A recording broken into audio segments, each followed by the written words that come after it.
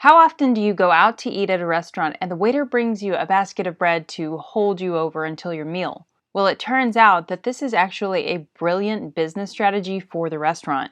They end up selling a lot more desserts this way, and let me tell you how it works. First, by putting free processed and refined carbohydrates on the table, they are priming your body to go on a blood sugar roller coaster. As we learned in the previous lesson, those refined carbohydrates turn to glucose in the bloodstream very quickly. Here's what happens next. A high glycemic appetizer like bread is guaranteed to spike your blood glucose levels. On top of this, drinks are typically served before the meal, and drinking any kind of liquid, even water, with the bread only raises the glucose spike even higher. What goes up must come down. This is what I like to call the blood sugar roller coaster.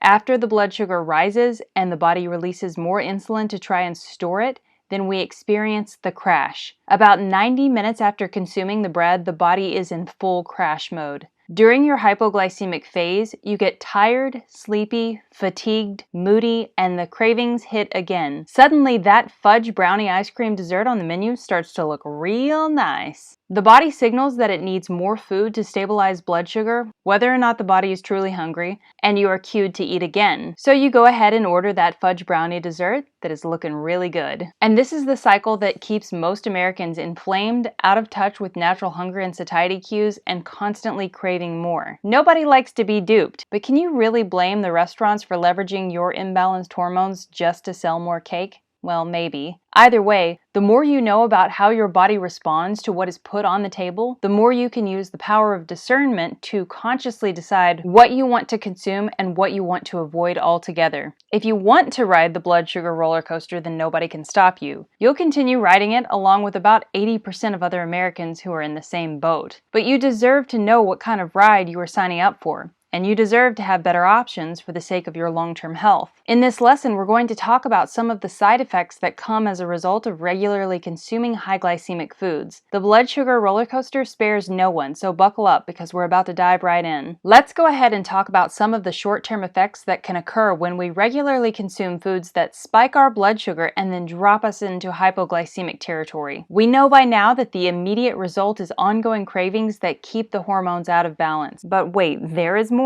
When you ride the blood sugar roller coaster, you set yourself up for the following backlashes. Number one being constant hunger, which is a symptom of chronically high insulin levels. Having dysregulated blood sugar has the effect of elevating your insulin levels over time. And when they are chronically elevated, then hormones get mixed up. Leptin, which is the hormone which tells us we are full, has its signal blocked, so it doesn't get called out to play. Meanwhile, ghrelin, the hormone that tells us we're hungry, takes over.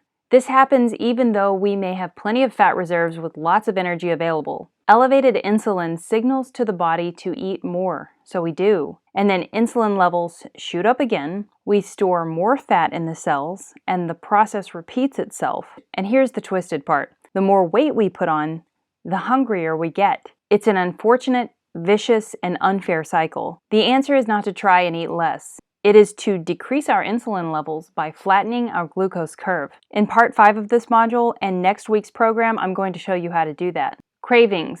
In a 2011 study conducted by Yale University, researchers tracked the subject's brain activity in an fMRI scanner as the subjects looked at images of food on a screen. They were looking at salads, burgers, cookies, broccoli, and then they rated them how much they wanted to eat them on a scale from 1, which was not at all, to 9, which was very much. Researchers monitored which parts of the brain lit up during the study. What they found was that when the subjects' glucose levels were stable, they didn't rate the foods highly. However, when glucose levels were decreasing, the craving center of the brain lit up when the high-calorie foods were shown. And then subjects rated the image much higher on the I want to eat it scale. Even a dip of 20 milligrams per deciliter of blood glucose levels make us crave high-calorie foods. This means that we are being hit by a desire for a cookie or a burger or another high-calorie food every time we experience a hypoglycemic drop. And remember, the bigger the spike, the bigger the drop. Glucose spikes and dips can also cause hunger and mood instability, like in Samantha's story. Chronic fatigue. Too much glucose burns out the mitochondria, which is the powerhouse of the cell, so we run out of energy. With every spike, we are impairing the long-term functionality of the mitochondria. Number 5 would be worsened menopause symptoms. Research shows that the symptoms of menopause, like hot flashes and night sweats, are worse in women with elevated glucose levels. A 2020 study from Columbia University found that flattening the glucose curve and lowering insulin levels was associated with fewer menopause symptoms such as insomnia. Migraine. Research data proves that women with insulin resistance are twice as likely to have regular migraine headaches compared to those with normal insulin sensitivity. So when insulin levels drop, many people experience relief from their migraines. Poor sleep. Have you ever suddenly woken up in the middle of the night with a pounding heart? Often this is the result of a glucose crash while we're asleep. Going to bed with high glucose levels or right after a big carb-heavy meal is also associated with sleep apnea. If you want a good night's sleep, you need to flatten your curve. Imbalanced glucose levels also negatively affects those with type 1 diabetes and gestational diabetes, and it also has the effect of weakening the immune system. Studies found that susceptibility to COVID increased in those who had elevated glucose levels. Worsened cognitive function is also another result of imbalanced blood sugar levels. Big glucose spikes can impair memory and cognitive function. The effect is even worse first thing in the morning after fasting throughout the night.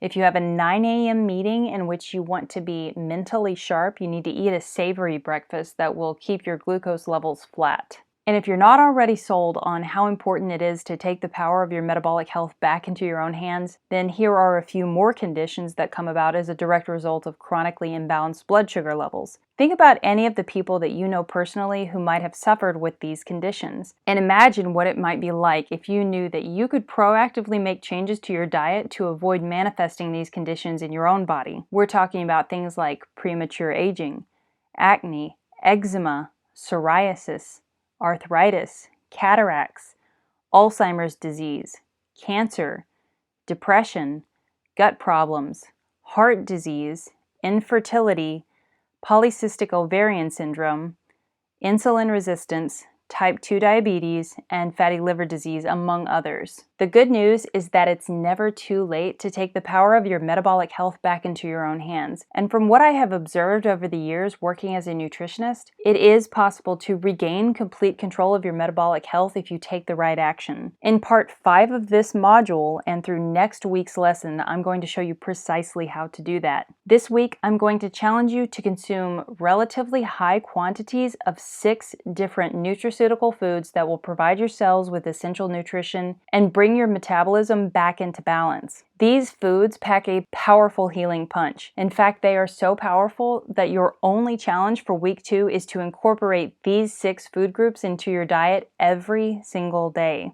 Meet me in part 5 and I'll tell you all about them.